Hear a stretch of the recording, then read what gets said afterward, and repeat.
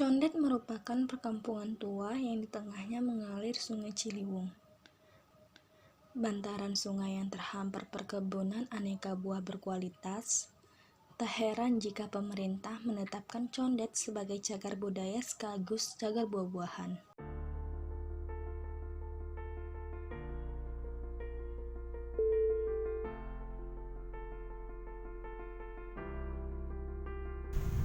Membentuk Hari Ranger tuh pada tanggal 17 Juli 2017.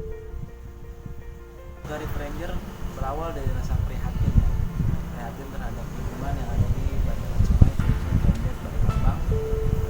Jadi saya melihat di sana banyak anak-anak muda dan orang tua yang menurut aku mereka banyak punya potensi yang akan menunjang kehidupan mereka dan bisa bersaing di dunia luar.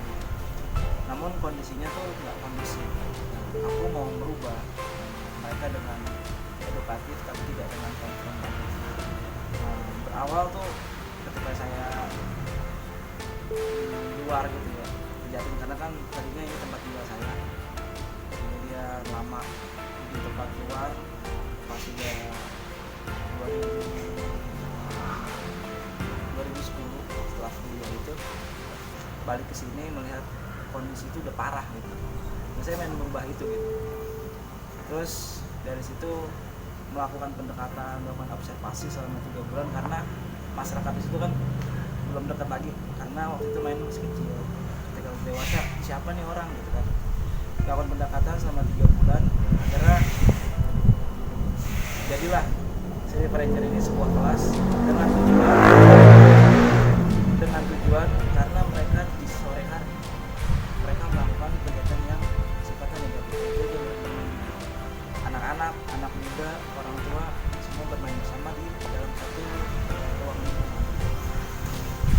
Mereka melakukan itu tanpa ada rasa bersalah karena habit mereka adalah menilai orang bersama.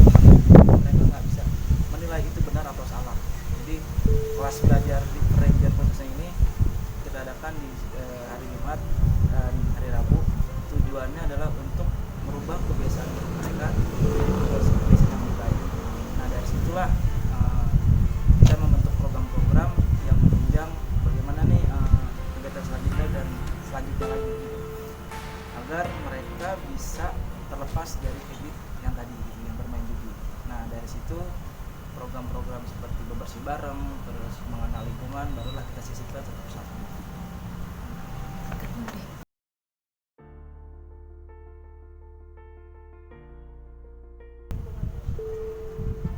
Kalau anggota khusus ya, pengurus di Reef Ranger khususnya itu ada 6 orang, tapi berawal dari 2 orang, jadi aku dan Nana, baru sisanya mengikuti.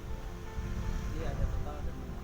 Itu nggak sampai mengatur ya, jadi santai gitu kegiatan gitu ya, enggak lu harus begini, lu harus begitu, dan lu harus lakukan ini, enggak. Jadi kita mempraktikkan, memberikan contoh terhadap masyarakat khususnya gitu. Jadi kita ngambilin sampah, tujuannya kali itu bukan ngambilin dan membersihkan, bukan, tapi lebih ke menyadarkan dan memberitahu mereka ini loh kalau Ciliwung dan kondisinya seperti ini. Ketika sampah yang dari rumah nggak dipilah, sampah yang di pantai tidak belanja apa maaf supermarket gitu kan pakai plastik atau ke pasar pakai plastik cuma dibuang dan tercampur dengan sampah organik, itu kan menjadi masalah.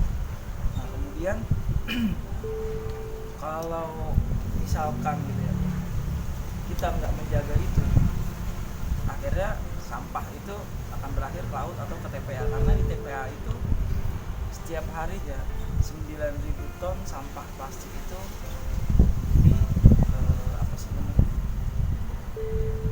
dikirim ke sana setiap hari, bayangin 9.000 ton.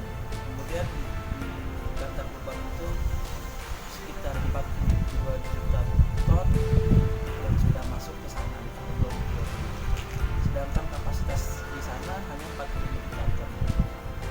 Nah, agak ribet gitu dan tujuannya itu nggak ada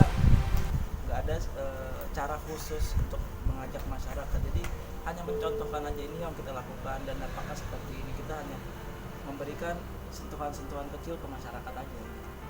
Kalau untuk mengarahkan kayaknya belum sampai karena kita nggak punya power. River Ranger juga mengajak masyarakat untuk mengumpulkan sampah dari Sungai Ciliwung.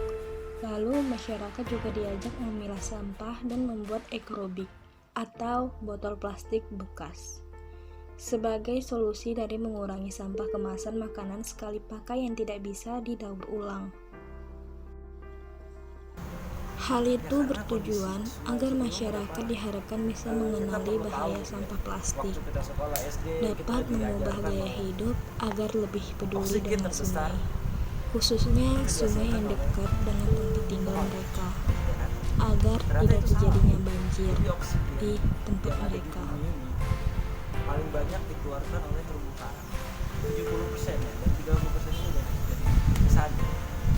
Dan kalau misalkan Ciliwung, khususnya Ciliwung atau sungai gitu ya, itu udah kotor dan sampah dan plastiknya sampai ke laut menjadi mikroplastik, dan ikan-ikan makan mikroplastik, ikan-ikan karang mati, terumbu karang rusak.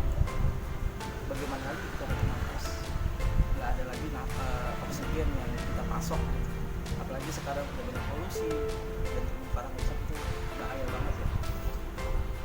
Terus kembali ke pertanyaannya, kenapa memilih lingkungan? Karena ya tadi, karena kondisi di Condet tempat saya tinggal itu kondisinya kurang kondusif, jadi saya memilih.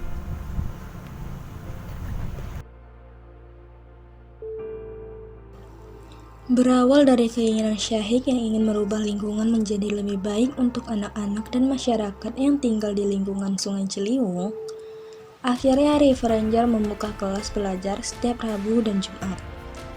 Materi pelajarannya adalah pengetahuan umum sampai pelajaran di sekolah. Dan anak-anak juga diberi snack saat selesai belajar.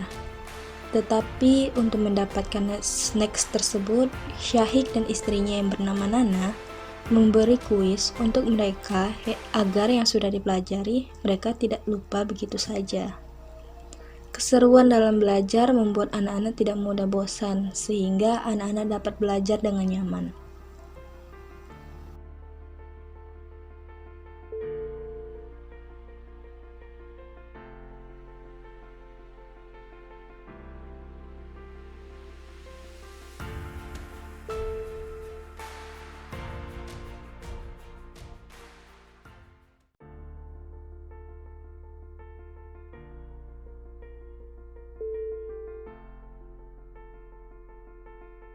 Kalau untuk kegiatan komunitas setiap harinya tuh nggak sampai setiap hari ya, karena kegiatan kita tuh ada 3.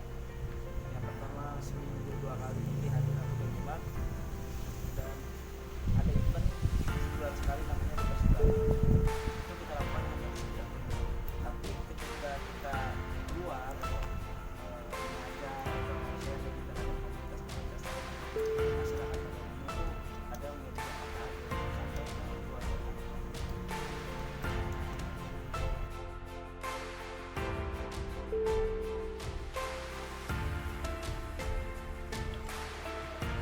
Syahik berharap kelak suatu saat Sungai Ciliwung bersih dari sampah, lalu anak-anak yang sudah ia didik dapat menerapkan ilmunya kepada semua orang nantinya. Perubahan yang sedikit demi sedikit dilakukan demi Indonesia bersih dari sampah.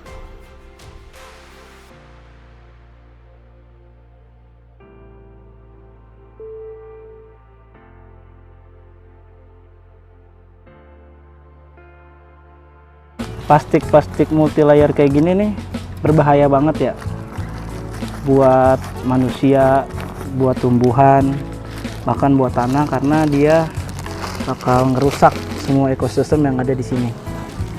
Ini kita bakalan ambilin, dan plastik yang bisa kita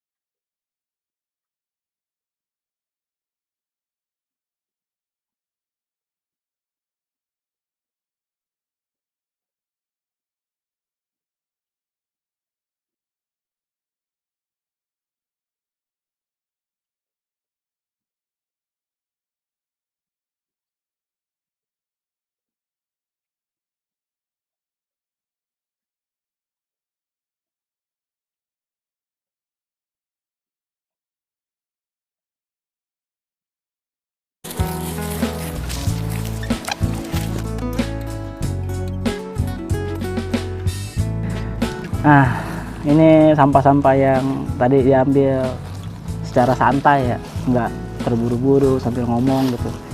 Ini cuma udah sampai segini udah banyak banget kan. Jadi sampai sini aja videonya. Kesimpulannya adalah kalau bisa kalian mengurangi sampah plastik itu akan lebih baik, apalagi bertanggung jawab dengan sampah yang kalian pakai gitu. Ketika kalian beli makanan dengan menggunakan plastik atau kiriman paket dengan ada plastiknya gitu, kalau bisa plastiknya dipilah. Ketika dipilah bisa dikirim ke bank sampah atau didaur ulang. Bahkan kalau misalkan udah mentok lagi dan nggak ada jalan keluar, boleh dijadikan ecobrick gitu. Nah, ecobricknya itu bisa dijadikan buat pond block, bisa dijadikan buat pengganti bata ya.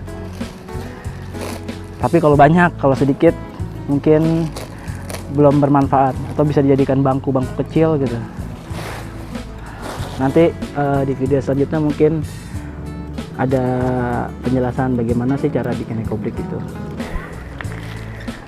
Oh ya teman-teman, nah kalau misalkan kalian ke pinggir sungai, pantai, atau kemanapun gitu ya, alangkah baiknya kalian menggunakan alas kaki gitu.